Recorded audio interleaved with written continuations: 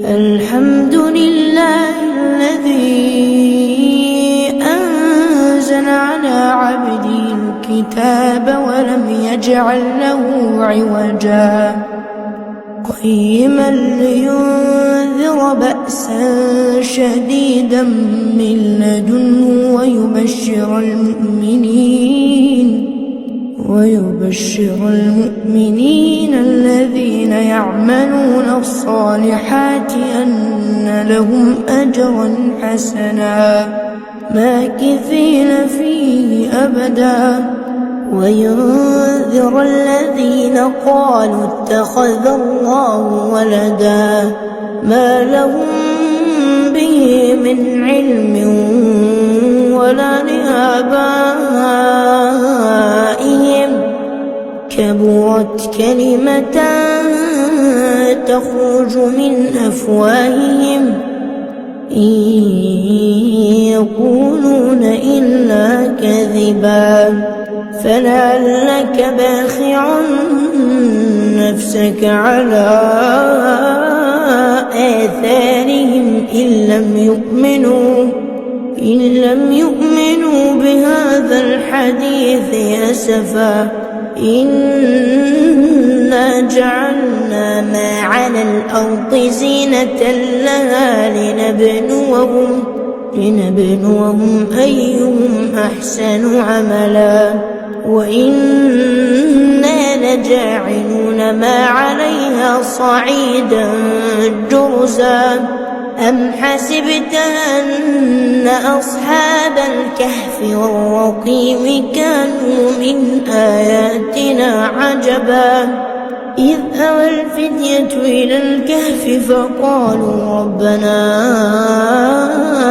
آتنا من لدنك رحمة وهيئ لنا من أمرنا رشدا فضربنا على آذانهم في الكهف سنين عددا ثم بعثناهم لنعلم أي الحزبين أحصى لما لبثوا أمدا نحن نقص عليك نبأهم بالحق إنهم فتية آمنوا بربهم وزدناهم هدى وربطنا على قلوبهم إذ قاموا فقالوا ربنا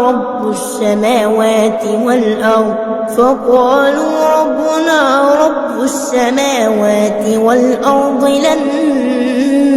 ندعو من دونه إلها لقد قلنا إذا شططا هؤلاء قوم اتخذوا من دونه آلهة لولا يأتون عليهم بسلطان بين فمن أظلم ممن افترى على الله كذبا وإذ اعتزلتموهم وما يعبدون إلا الله فأووا إلى الكهف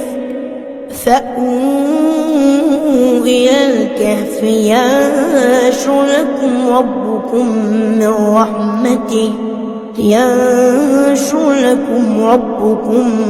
من رحمته ويهيئ لكم من أمركم مرفقا وترى الشمس إذا طلعت تزاور عن كهفهم ذات اليمين وإذا غربت تقرضهم ذات الشمال وهم في فجوة منه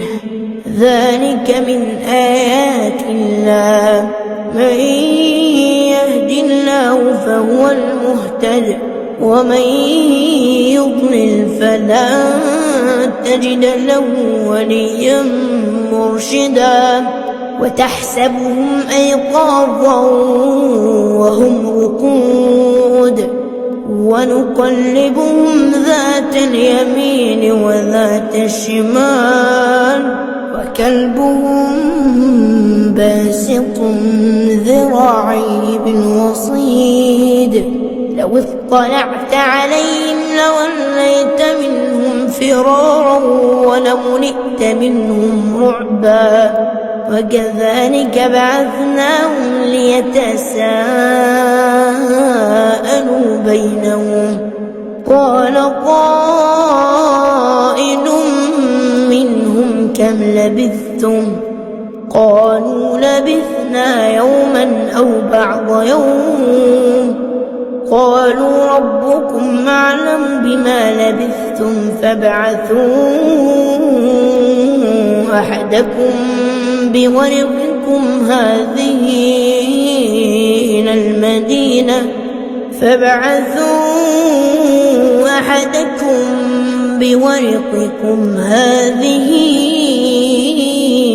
إلى المدينة فلينظر أيها أزكى طعاما فليأتكم برزق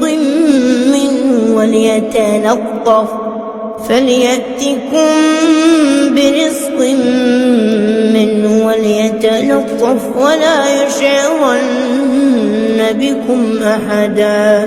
إنهم إن يظهروا عليكم يرجموكم أو يعيدوكم في ملتهم ولن تفلحوا إذا أبدا وكذلك أعثرنا عليهم ليعلموا أن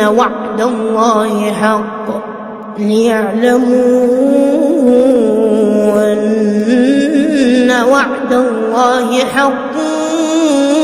وأن الساعة لا ريب فيها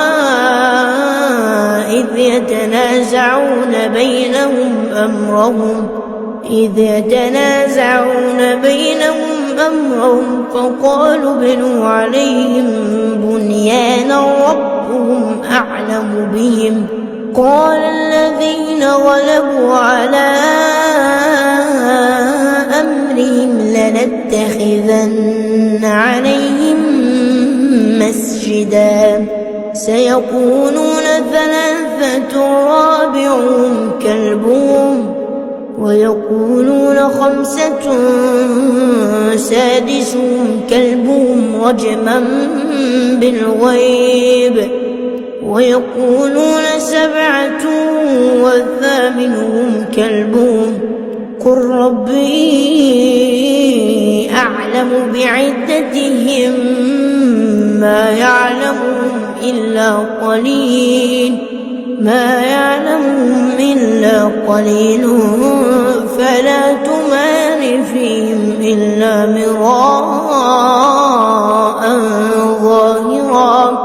فلا تمار فيهم إلا مراء ظاهرا ولا تستفت فيهم منهم أحدا ولا تقولن لشيء إني فاعل ذلك غدا إلا أن يشاء الله واذكر ربك إذا نسيت وقل عسى أن يهديني ربي لأقرب من هذا رشدا ولبثوا في كهفهم 300 سنين وازدادوا 9 قل الله أعلم بما لبثوا له غيب السماوات والأرض أبصر به وأسمع ما لهم من دونه من ولي ولا يشرك في حكمه أحدا واتل ما أوحي إليك من كتاب ربك لا مبدل لكلماته ولا تجد من دونه ملتحدا واصبر نفسك مع الذين يدعون ربهم بالغداة والعشي يريدون وجهه ولا تعد عيناك عنهم تريد زينة الحياة الدنيا ولا تطع من أغفلنا قلبه عن ذكرنا واتبع هواه وكان أمره فرطا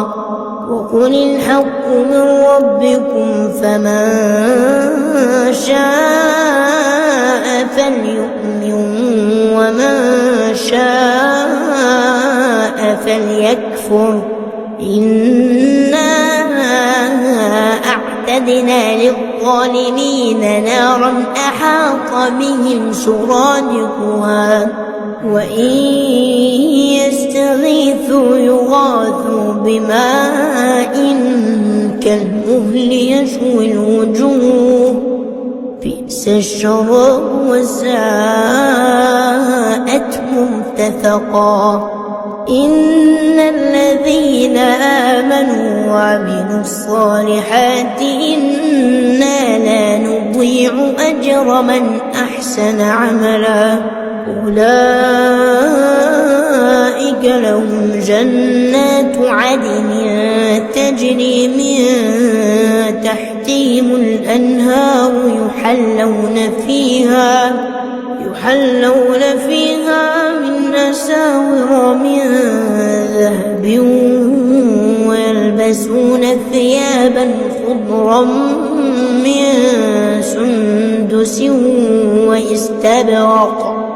ويلبسون ثيابا خضرا من سندس واستبرق متكئين فيها على الأرائك نعم الثواب وحسنت مرتفقا واضرب لهم مثلا رجلين جعلنا لأحدهما جنتين من أعناب وحففناهما بنخل وجعلنا بينهما زرعا كلتا الجنتين آتت أكلها ولم تظلم منه شيئا وفجرنا خلالهما نهرا وكان له ثمر فقال لصاحبه وهو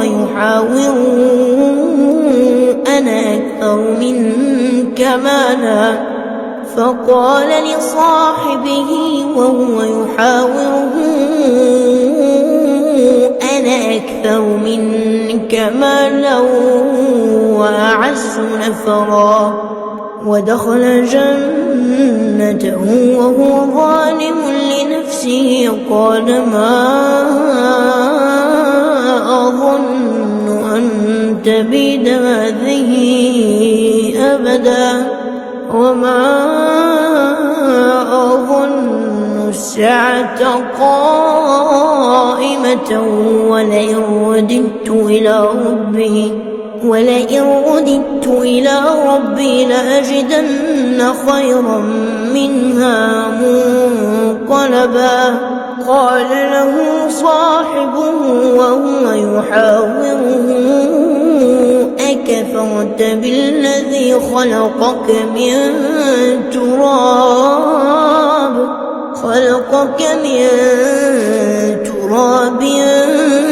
ثم من نطفة ثم سواك رجلا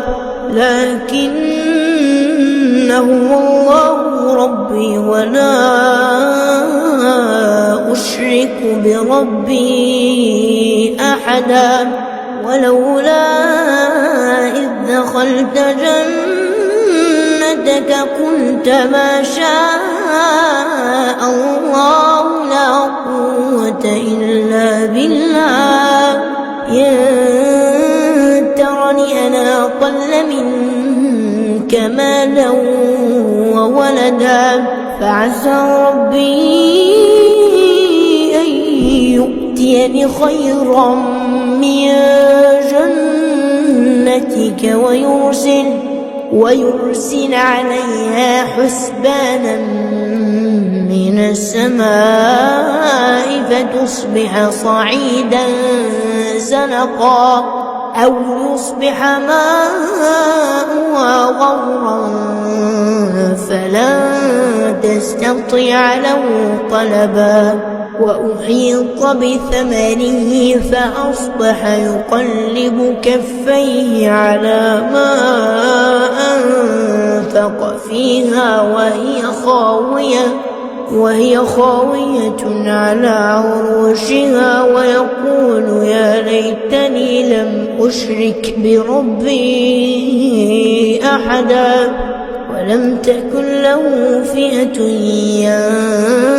ينصرونه من دون الله وما كان منتصرا هنالك الولاية لله الحق هو خير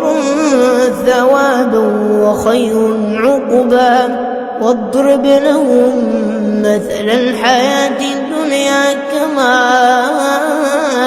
أنزلناه من السماء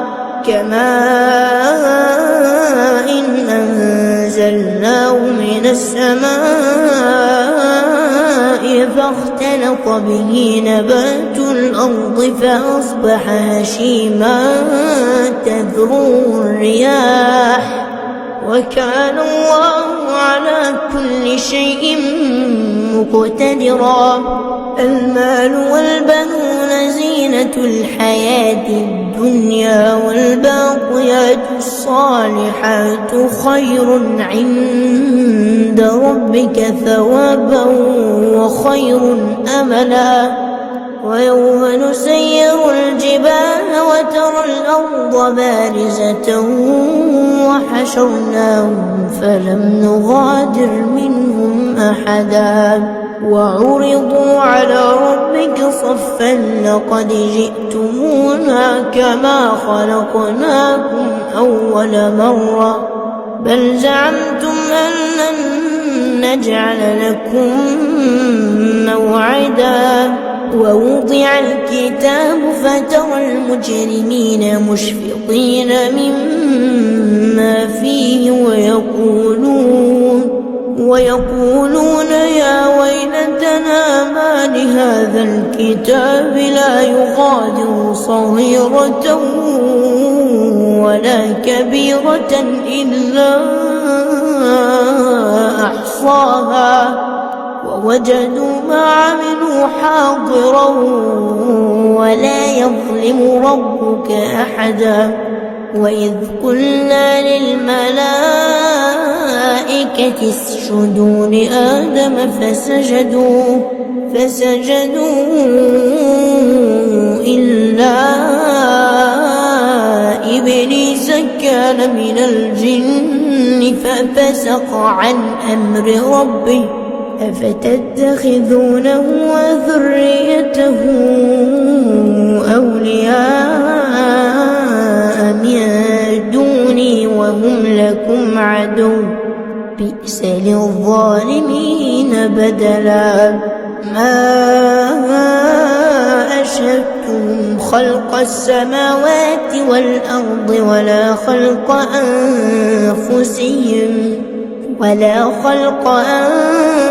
أنفسهم وما كنت متخذ المضلين عضدا ويوم يقول نادوا شركائي الذين زعمتم فدعوهم فلم يستجيبوا لهم وجعلنا بينهم موبقا ورأى المجرمون النار فظنوا أنهم واقعوها ولم يجدوا عنها مصرفا ولقد صرفنا في هذا القرآن من كل مثل وكان الإنسان أكثر شيء جدلا وما منع الناس أن يؤمنوا إذ جاءهم الهدى ويستغفروا ربهم إلا أن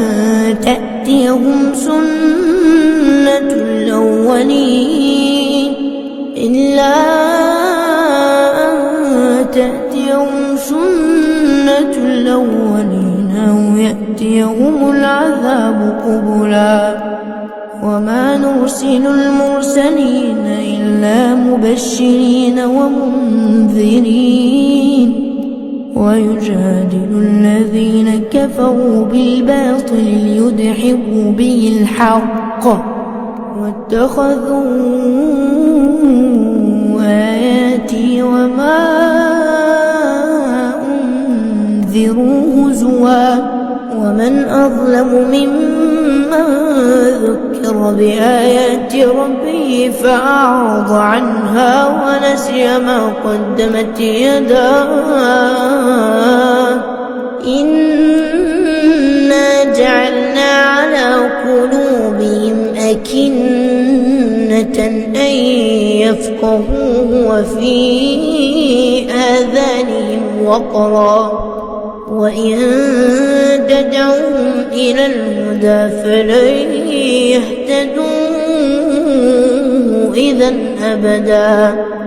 وربك الغفور ذو الرحمة لو يؤاخذهم بما كسبوا لعجل لهم العذاب بل لهم موعد لن يجدوا من دونه موئلا وتلك القرى أهلكناهم لما ظلموا وجعلنا لمهلكهم موعدا وإذ قال موسى لفتاه لا أبرح حتى أبلغ مجمع البحرين أو أمضي حقبا فلما بلغا مجمع بينهما نسيا حوتهما فاتخذ سبيله في البحر سربا فلما جاوزا قال لفتاه آتنا غداءنا لقد لقينا من سفرنا هذا نصبا قال أرأيت إذ أوينا إلى الصخرة فإني نسيت الحوت وما أنسانيه إلا الشيطان أن أذكره واتخذ سبيله في البحر عجبا قال ذلك ما كنا نبغ فارتدا على آثارهما قصصا فوجدا عبدا من عبادنا آتيناه رحمة من عندنا وعلمناه من لدنا علما قال له موسى هل أتبعك على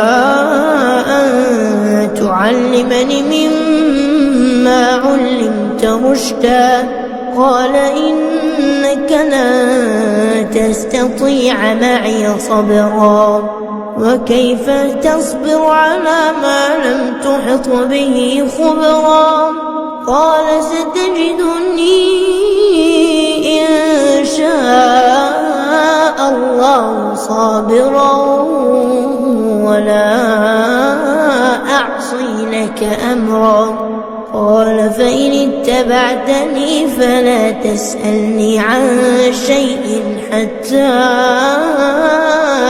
أحدث لك منه ذكرا فانطلقا حتى إذا ركبا في السفينة خرقها قال أخرقتها لتغرق أهلها لقد جئت شيئا إمرا قال ألم أقل إنك لن تستطيع معي صبرا قال لا تؤاخذني بما نسيت ولا ترهقني من أمري عسرا فانطلقا حتى إذا لقيا غلاما فقتله قال أقتلت نفسا زكية بغير نفس لقد جئت شيئا نكرا قال ألم أقل لك إنك لن تستطيع معي صبرا قال إن سألتك عن شيء بعدها فلا تصاحبني قد بلغت من لدني عذرا فانطلقا حتى إذا أتيا أهل قرية استطعما أهلها فأبوا أن يضيفوهما فوجدا فيها جدارا يريد أن ينقض فأقامه قال لو شئت لاتخذت عليه أجرا قال هذا فراق بيني وبينك سأنبئك بتأويل ما لم تستطع عليه صبرا أما السفينة فكانت لمساكين يعملون في البحر فأردت أن أعيبها وكان وراءهم ملك يأخذ كل سفينة غصبا وأما الغلام فكان أبواه مؤمنين فخشينا أن يرهقهما طغيانا وكفرا فأردنا أن يبدلهما ربهما خيرا منه زكاة وأقرب رحما وأما الجدار فكان لغلامين يتيمين في المدينة وكان تحته كنز لهما وكان أبوهما صالحا فأراد ربك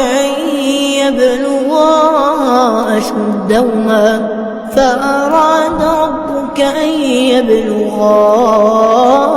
أشدهما ويستخرجا كنزهما رحمة من ربك وما فعلته عن أمري ذلك تأويل ما لم تسطع عليه صبرا ويسألونك عن ذي القرنين قل سأتلو عليكم منه ذكرا إنا مكنا له في الأرض وآتيناه من كل شيء سببا فأتبع سببا حتى إذا بلغ مغرب الشمس وجدها تغرب في عين حمئة ووجد عندها قوما قلنا يا ذا القرنين إما أن تعذب وإما أن تتخذ فيهم حسنا قال أما من ظلم فسوف نعذبه ثم يرد إلى ربه فيعذبه عذابا نكرا وأما من آمن وعمل صالحا فله جزاء الحسنى وسنقول له من أمرنا يسرا ثم أتبع سببا حتى الشمس وجدها تطلع على قوم لم نجعل لهم من دونها سترا كذلك وقد أحطنا بما لديه خبرا ثم أتبع سببا حتى إذا بلغ بين السدين وجد من دونهما قوما لا يكادون يفقهون قولا قالوا يا ذا القرنين إن يأجوج ومأجوج مفسدون في الأرض فهل نجعل لك خرجا على أن تجعل بيننا وبينهم سدا قال ما مكني فيه ربي خير فاعينوني بقوة أجعل بينكم وبينهم ردما آتوني زبر الحديد حتى إذا ساوى بين الصدفين قال انفخوا حتى إذا جعله نارا قال آتوني أفرغ عليه قطرا فما استطاعوا أن يظهروا وما استطاعوا له نقبا قال هذا رحمة من ربي فإذا جاء وعد ربي جعله دكاء وكان وعد ربي حقا وتركنا بعضهم يومئذ يموج في بعض ونفخ في الصور فجمعناهم جمعا وعرضنا جهنم يومئذ للكافرين عرضا الذين كانت أعينهم في غطاء عن ذكري وكانوا لا يستطيعون سمعا أفحسب الذين كفروا أن يتخذوا عبادي من دوني أولياء إنا أعتدنا جهنم للكافرين نزلا قل هل ننبئكم بالأخسرين أعمالا الذين ضل سعيهم في الحياة الدنيا وهم يحسبون أنهم يحسنون صنعا أولئك الذين كفروا بآيات ربهم ولقائه فحبطت أعمالهم فلا نقيم لهم يوم القيامة وزنا ذلك جزاؤهم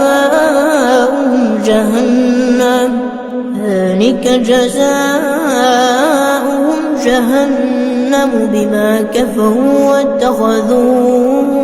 آياتي ورسلي هزوا إن الذين آمنوا وعملوا الصالحات كانت لهم جنات الفردوس نزلا خالدين فيها لا يبغون عنها حولا قل لو كان البحر مدادا لكلمات ربي لنفد البحر قبل أن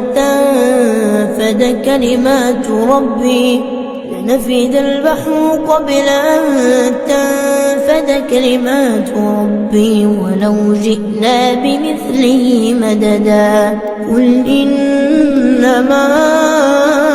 أنا بشر مثلكم يوحى إلي أنما